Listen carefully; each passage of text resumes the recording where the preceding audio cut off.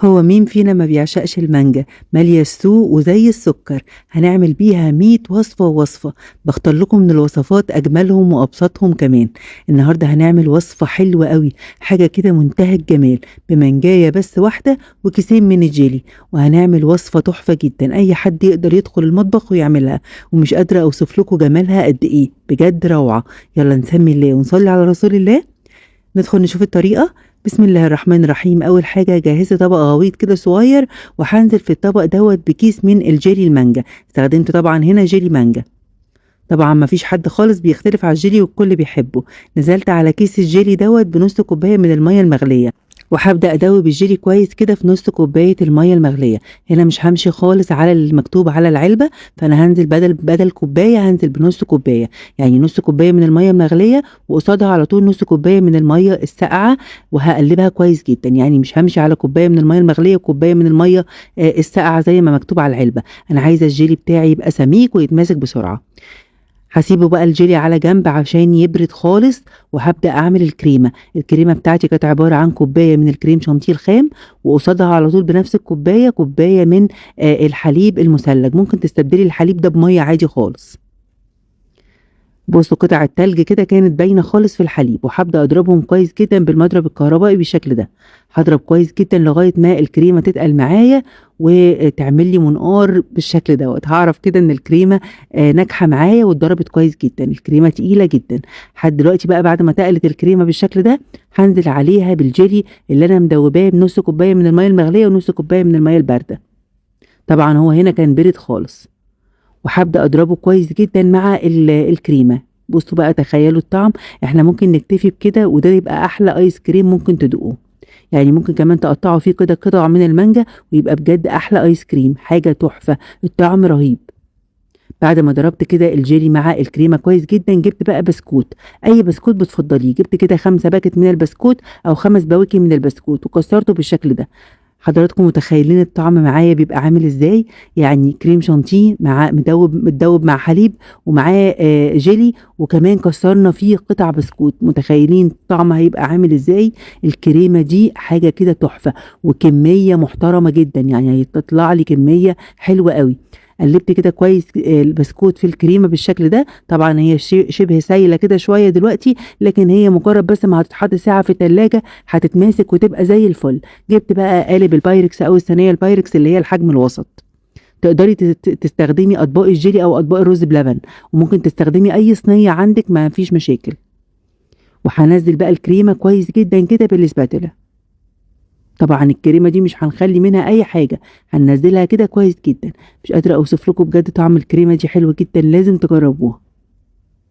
نزلت كده كله وهبدأ اساوي كده الكريمة ديت مع البسكوت واوزعه كويس، واساوي كويس كده في الصينية. سويته كده بالسباتولا، وهبدأ كده اهز الصينية كده شوية واخبطها خبطتين عشان تبقى كلها كده سوا واحد.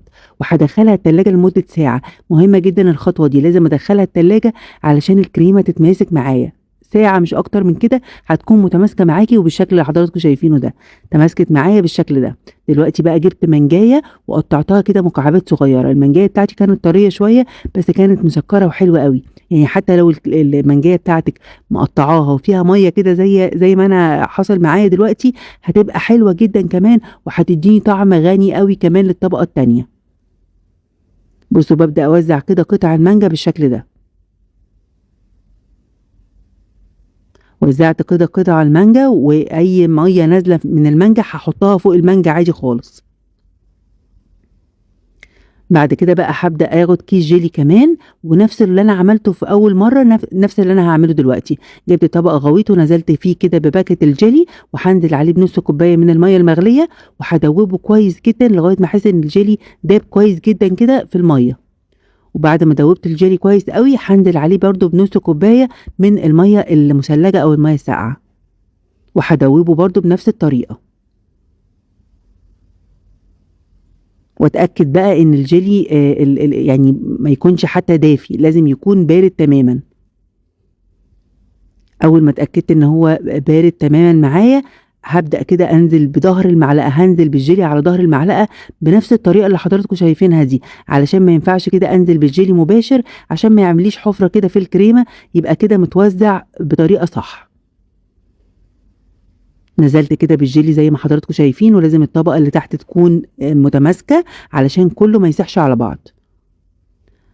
حلوة جدا يا جماعة وفي منتهى السهولة. دلوقتي بقى بعد ما نزلت بالجيلي كده هدخلها التلاجة كده 3-4 ساعات لغاية ما كل حاجة تتماسك وتبقى زي الفل زي ما حضراتكم شايفين كده.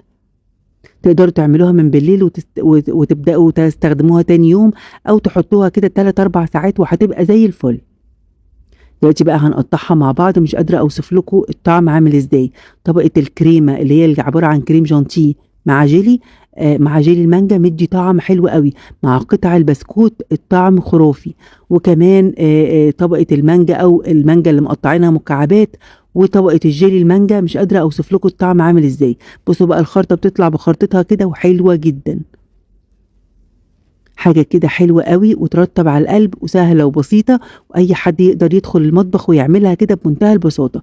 بصوا البسكوت اللي جوه الكريمة متطعم بالكريم جانتيه مع الجيلي، وكمان طبقة المانجا بالجيلي اللي فوق، حاجة كده تحفة، ميكس رهيب يا جماعة، وحاجة ترطب على قلبنا وطعمة وفي منتهى اللذاذة. بصوا المنظر عامل ازاي، كأنك بتاكلي ايس كريم متقطع فيه قطع بسكوت، والطبقة اللي فوق دي قطع مانجا بالجيلي. حاجة بجد طعم رهيب، لازم تجربوها، حلوة قوي وهتشرفكم قدام اي حد، هتعجب ولادكم جدا كمان، شكلها اصلا كده حاجة تفتح النفس. اتمنى يا حبايبي الوصفة والطريقة يكون عجبوكم. ما تنسوش يا حبايبي لايك كتير للفيديو عشان الفيديو يوصل لاكبر عدد. ما تنسيش كمان دوسي على كلمة متابعة وتعليق حلو منكم، تعليقكم بيفرحني جدا وبيشجعني ان انا انزل لكم كل حاجة حلوة وجميلة زيكم كده بالظبط. جربوا الوصفة وما تنسونيش بدعوة حلوة من دعوة.